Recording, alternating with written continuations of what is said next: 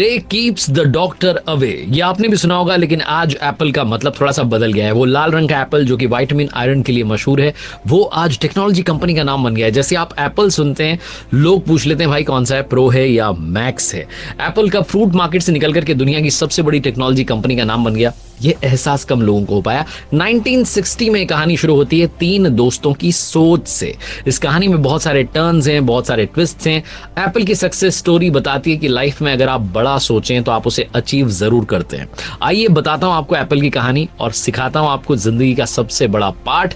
Learning series देख रहे हैं आप, सीखोगे नहीं तो जीतोगे कैसे। मैं हूं आरजे कार्तिक। एप्पल कंपनी की शुरुआत ही नहीं होती अगर एक चोर ने चोरी नहीं की होती। तो कहानी की शुरुआत होती है 1960 से। ये वो जमाना था जब अमेरिका में अगर आपको लॉन्ग डिस्टेंस कॉल करनी है तो टेलीकम्युनिकेशन कंपनीज को एक्स्ट्रा चार्ज देना पड़ता था। उसके बाद में टेलीकम्युनिकेशन कंपनीज जो है एक टोन का इस्तेमाल करती थी जो कि एक स्पेशल फ्रीक्वेंसी पर प्ले होता था, बजता था, जिससे यूजर को अधिकार मिलता था, ऑथराइजेशन होता था। उसके बाद में कॉल जिस नंबर बताई उस पर लग जाती थी। स्टीव वोजनियाक नाम के स्टूडेंट जो थे एक दिन आर्टिकल पढ़ रहे थे और उन्होंने उस आर्टिकल में पढ़ा कि कैसे एक चोर ने कैंडी रैपर जो है उससे वो फ्रीक्वेंसी वाली टोन बना ली जिससे कि वो लॉन्ग डिस्टेंस कॉल्स फ्री में करने लगा था। बाद में उसको पकड़ा गया।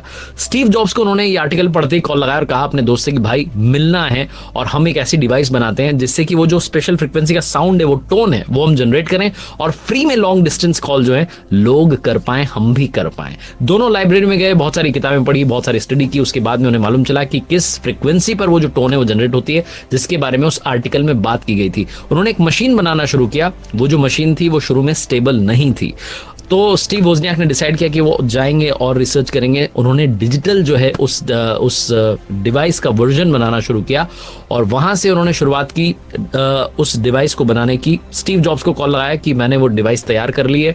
दोनों गए, मिले। उसके बाद में उनके एक अंकल जो कि LA में रहते थे, स्टीव वोजनियाक ने उन्हें कॉल लगाया और कमाल की बात यह थी कि जो उन्होंने डिवाइस तैयार की थी जिससे वो फ्रीक्वेंसी पर टोन जनरेट हो रही थी, वो कॉल फ्री में लग गया और दोनों को लगा कि ये हमने एक बहुत बड़ा इन्वेंशन कर लिया है। दोनों ने उस डिवाइस का नाम रखा था ब्लू बॉक्स। ब्लू बॉक्स नाम की वो डिवाइस जब उन्होंने बना ली तो उन्होंने सोचा कि इस मशीन को हमें बेचना चाहिए, बहुत सारे पैसे हम कमा सकते हैं। कैलकुलेशन की तो उन्हें मालूम चला कि पूरी मशीन बनाने में $40 से $50 का खर्चा है और जब मशीन को हम बेचेंगे तो हम $150 में इस मशीन को बेच सकते हैं। बहुत सारे लोगों को इस मशीन के बारे में बताया, बहुत सारे लोगों ने मशीन खरीदना शुरू कर दिया। कमाल की बात यह हुई कि एक बार स्टीव जॉब्स और स्टीव वोजनियाक, जो दोनों दोस्त थे, ये एक पिज्जा पार्लर में बैठे हुए थे। तो इन्होंने देखा कि एक आदमी आया और उसने कहा कि मुझे ये ब्लू बॉक्स आपका खरीदना है।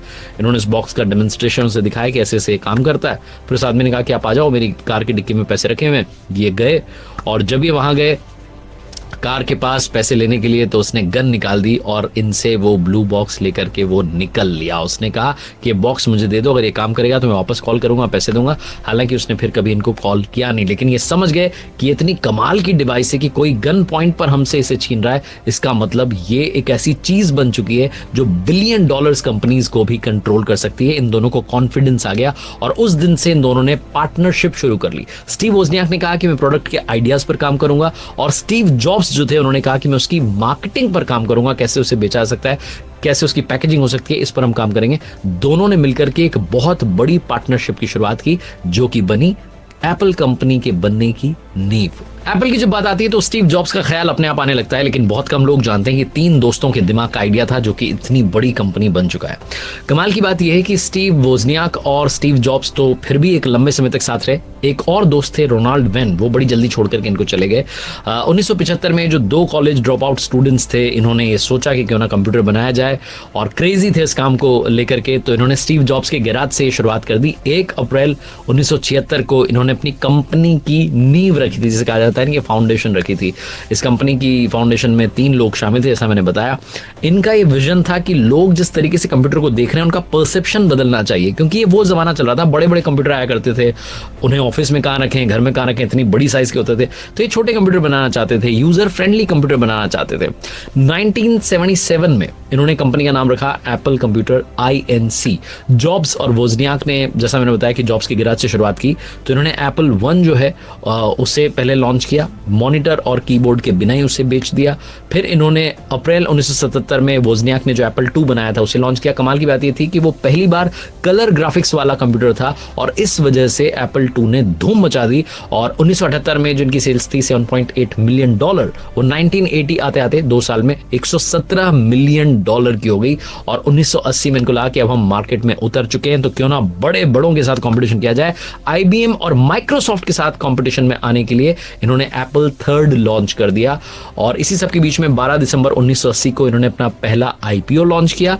$24 पर शेयर से शुरू हुआ था, जो कि $220 पर शेयर तक और भी ऊपर तक पहुंच गया। ऊपर नीचे चलता रहता है, लेकिन जिसके पास में एप्पल का शेयर है वो अपने आप को बड़ा लकी मानता है। एप्पल III लॉन्च करने के बाद में इन्होंने एक लीजा नाम का कंप्यूटर भी लॉन्च किया, जो कि ग्राफिक यूजर इंटरफेस वाला पर्सनल कंप्यूटर था, लेकिन लिमिटेड सॉफ्टवेयर थे, बहुत ज्यादा प्राइस रख दिया था, इसलिए लीजा जो था वो चल नहीं पाया। स्टीव जॉब्स की बेटी के नाम पर इसे लॉन्च किया गया था। 1984 में एप्पल ने मार्केट में $1.5 मिलियन के टीवी एडवर्टीजमेंट पर खर्चा किया और मैकिंटॉश नाम से इन्होंने एक प्रोडक्ट लॉन्च किया, जो कि एक मास्टरपीस कहा जाता है, एक एडवर्टीजमेंट उसका मास्टरपीस कहा जाता है और इनकी सक्सेस में एक बड़ा माइलस्टोन कहा जाता है। मैकिंटॉश जो था ये बिना प्रोग्रामिंग लैंग्वेज के बिकने वाला पहला पर्सनल कंप्यूटर था और ये लेजर राइटर और पेज मेकर के आने से मैकिंटॉश की किस्मत बदल चुकी थी। 1989 में ये एप्पल कंपनी जो है, मैकिंटॉश की बात करूं तो पोर्टेबल लेकर के आए थे, जो कि डेस्कटॉप मैकिंटॉश के बराबर ही उसकी कैपेसिटी थी 7.5 किलो का और बैटरी लाइफ 12 घंटे की थी। ये तो बात होगी मैकिंटॉश की, लेकिन बात करते हैं जिन्होंने इसकी फाउंडेशन रखी, जो फाउंडर है वोजनियाक ने, स्टीव वोजनियाक ने 1983 में एप्पल छोड़ दी थी। इसके बाद में स्टीव जॉब्स को लगा कि क्यों ना किसी और को लेकर के आ जाए, तो पेप्सिको के जो जॉन स्किली थे उनको इन्होंने प्रेसिडेंट बनाया और जॉन स्किली के साथ में स्टीव जॉब्स का बहुत सारा विवाद होने लगा और जो लगातार सक्सेस हासिल कर रही थी एप्पल कंपनी, उसको थोड़ा सा ब्रेक लग गया, क्योंकि एप्पल III जो था, एप्पल III वो भी नहीं चला, लीजा कंप्यूटर वो भी नहीं चला, दोनों प्रोडक्ट फेल हो गए और एक तरीके से मजबूर किया गया स्टीव जॉब्स को ही अपनी ही कंपनी से इस्तीफा देने के लिए। 17 सितंबर 1985 का दिन था जिस दिन स्टीव जॉब्स ने जॉब छोड़ दी थी। स्टीव जॉब्स ने 1985 में जॉब तो छोड़ दी थी, लेकिन वो बाहर जाने के बाद भी इनडायरेक्टली एप्पल से जुड़े ही रहे। आपको ये समझ में आएगा कैसे जुड़े रहे। स्टीव जॉब्स ने कुछ और बड़ा करने की सोची, उन्होंने अपनी खुद की कंपनी नेक्स्ट सॉफ्टवेयर जो है उसकी स्थापना कर दी और जॉर्ज लुकास से पिक्सर खरीदा। बाद में टॉय स्टोरी और बग्स लाइफ, मॉन्स्टर्स जो फिल्में थी उनके कंप्यूटर एनिमेशन में बहुत बड़ा रोल प्ले किया, जो कि सक्सेस बनती गई आगे चल करके। 1980 के डेकेड के जो बाकी के हिस्से थे, जो बाकी साल थे, उसमें एप्पल अच्छा कर रहा था, लेकिन 1990 में एप्पल ने बड़ा कमाल किया, बड़ा प्रॉफिट कमाया और ये इस वजह से हुआ क्योंकि स्टीव जॉब्स ने जाने से पहले जो स्ट्रेटेजीज बनाई थी उन्हीं का फायदा एप्पल कंपनी को मिल रहा था। स्पेशली जो एडोब पोर्टेबल डॉक्यूमेंट फॉर्मेट जो है, PDF जो उसके जो निर्माता एडोब, उस कंपनी के साथ में जो कॉन्ट्रैक्ट हुआ, जॉइंट वेंचर हुआ, उसने इनको बहुत फायदा दिया। 1985 की बात करूं तो स्किली ने माइक्रोसॉफ्ट के जो फाउंडर थे बिल गेट्स, उनसे अपने सॉफ्टवेयर को लाइसेंस देने की जो अपील थी उसको कैंसिल करवा दिया और ये जो डिसीजन था ये बाद में एप्पल के लिए बड़ा भारी पड़ गया, क्योंकि माइक्रोसॉफ्ट जो ऑपरेटिंग सिस्टम लेकर के आए वो एप्पल के जैसा ही ग्राफिकल इंटरफेस था, जिसने कि 1980 के डेकेड के लास्ट में और 1990 के डेकेड में बहुत बड़ा कंपटीशन जो था एप्पल के सामने खड़ा कर दिया। कमाल की बात ये रही कि 1990 जब जो टॉप पर पहुंच चुकी थी एप्पल, वो 1996 आते आते उनकी मार्केट में जो हिस्सेदारी थी वो कम होती जा रही थी, मार्केट शेयर गिरता जा रहा था और ऐसे में एप्पल को एक ऐसे ऑपरेटिंग सिस्टम की सख्त जरूरत थी जो उन्हें मार्केट में बाउंस बैक करवाए और इसके लिए वो डील करते हैं किससे? स्टीव जॉब्स की कंपनी, जो कि उन्होंने जॉब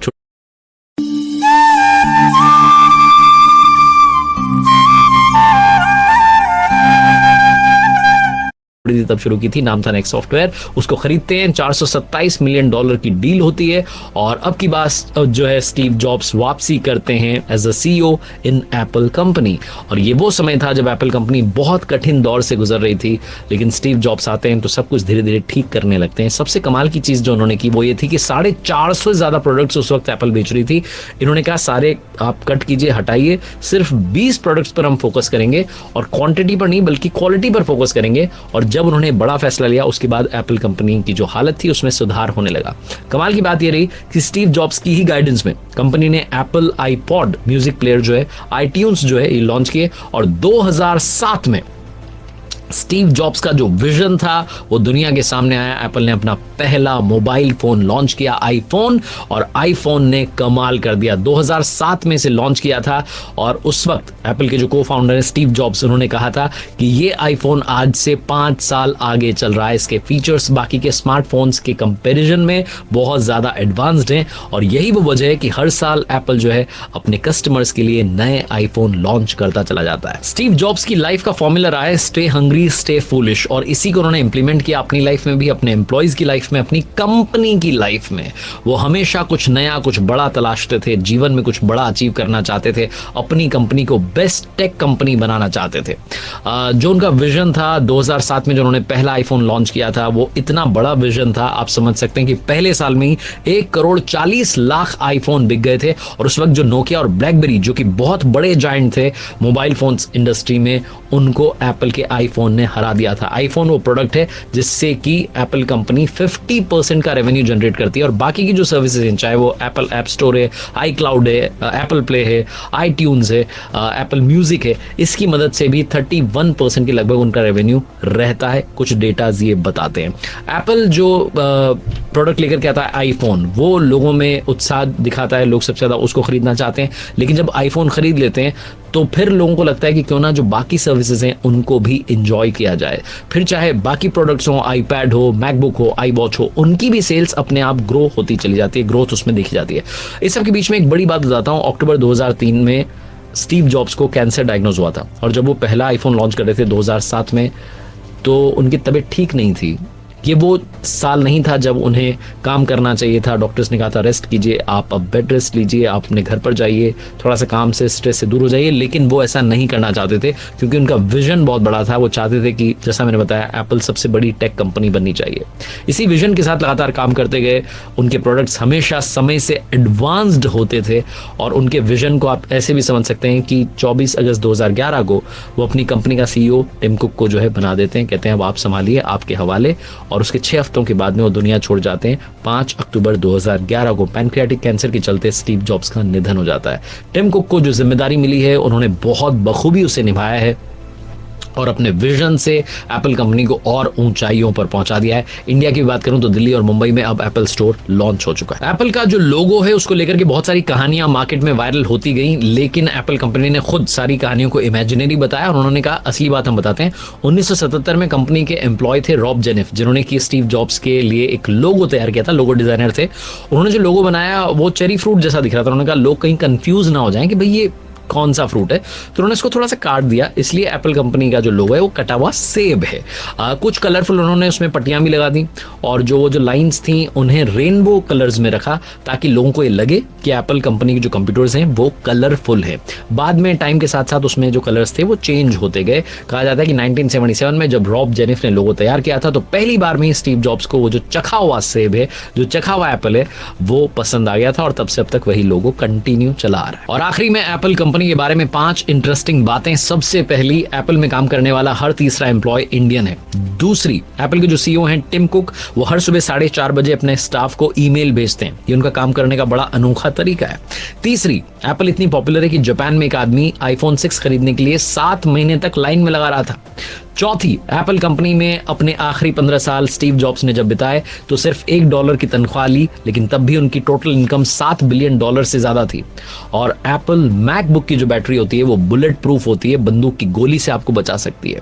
एप्पल के आईफोन से आज मूवीज शूट हो रही हैं। फ्यूचरिस्टिक अप्रोच के लिए, क्वालिटी के लिए एप्पल जाना जाता है और प्रिवेसी के लिए भी जाना जाता है। एप्पल की सक्सेस कहानी बताती है कि जीवन में अगर आप बड़ा विजन रखें, अगर आप टाइम से थोड़ा आगे की सोच लें, तो आप इस दुनिया में किंग बन सकते हैं, नंबर 1 बन सकते हैं। तो अगर लाइफ में आप बहुत कुछ बड़ा करना चाहते हैं, एप्पल की इस कहानी से सीखिए कि समय से थोड़ा सा आगे दौड़ना पड़ता है।